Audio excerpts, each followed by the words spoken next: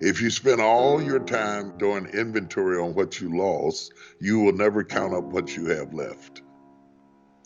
Your future is never predicated on what you lost. It's predicated on what you have left. What you have left is enough to build something greater than where you are. And you have all the rich experiences that come through the atrocities you survived. You're stronger. You're wiser.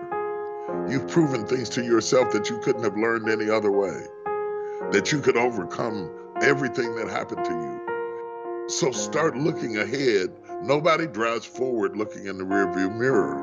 Understanding that and surging ahead with what you have been given was to appreciate time. He had a work ethic that they say is exemplary. I mean, I can hang with the best of them when it comes to doing what has to be done. But I got it from watching my father, well and then sick. He kept going. He kept moving. He kept producing all the way out. Work ceases to be work when you start to love it. When you love what you do, when you love what you do, you'll never work a day in your life. So you love it. That doesn't mean you don't get tired. That doesn't mean you shouldn't take vacations. That doesn't mean you shouldn't have self-care, all of that. But self-care only have so much. After a while, you get tired of that sand on your back and you say, okay, I gotta do something, because we were made to be productive and creative and resourceful. And I want to tell every entrepreneur listening at me, if at first you don't succeed, try again. And if you don't succeed that time, try again. And if you don't succeed that time, try again. And if you don't succeed that time, write a book about what you learned from how you failed. There's always something to do with what you have experienced. My legacy is pouring whatever I experienced into who's listening. That is my legacy. That's proof that I was here. If at the end of this interview and the end of reading my book, I added something to your life that made you build a table out of a tree, then I built it too.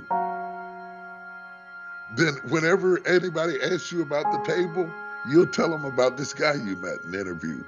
You know, that's how we have survived for centuries.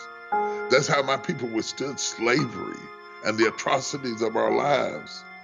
Because in the midst of all of the horrendous things we experienced, we still clapped our hands and we still sang our songs and we still managed to be creative, and we are still here.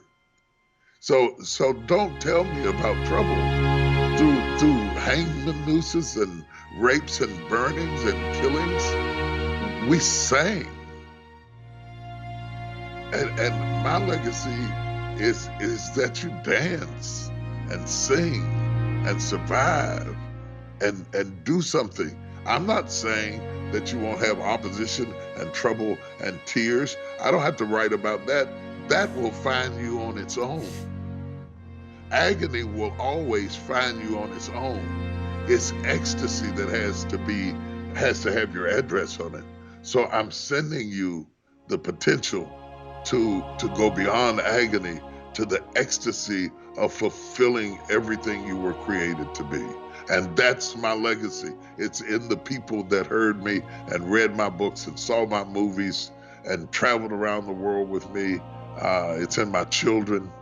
When I'm writing, I'm actually imagining that I'm having this conversation, and my book reads like I'm talking to you. And you know that from reading it. It sounds like we're having a conversation with a friend. I'm actually talking to you.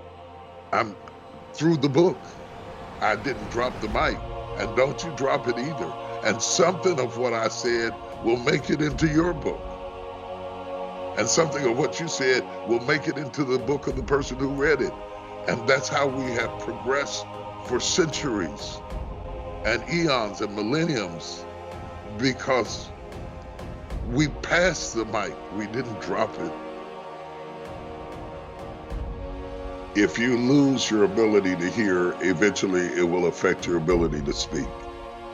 because there is a correlation between what the ear hears and what the mouth articulates. On the impetus of that ideology comes this tremendous premise of listening. Every great orator is a great listener. And I think we have lost not our ability to speak, not yet, but we have lost our ability to listen. Because the only thing we do is pause while we formulate our next approach to attack. And that's not listening, that's strategizing. But if we actually take the time to listen, most of us all want the same things. Most of us want to be loved. Most of us want to be appreciated. Most of us want to be accepted, flaws and all. Most of us, if we have children, want what's best for our children. Most of us are scared.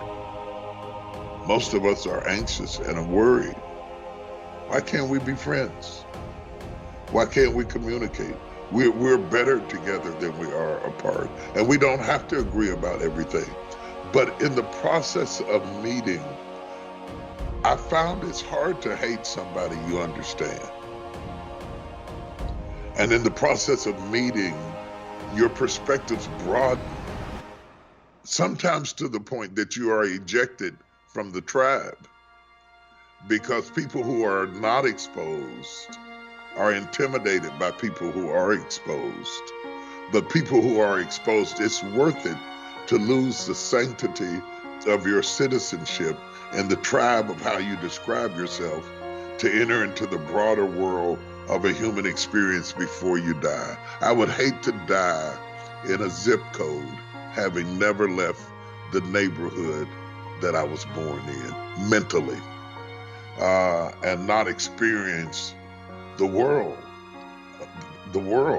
France and Ethiopia and Australia and millennials and boomers and Gen Xers. There's something to be learned, and people of faith and people not of faith. We need to communicate to survive as a species. If you're going to be successful in business today, you cannot build your business around people like you.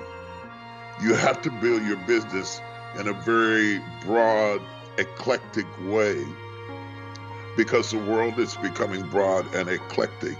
And a narrow mind also causes you to be less successful at the end of your career, because you're niche marketing an item that could have a broad appeal if you didn't think within the prison of your own experiences.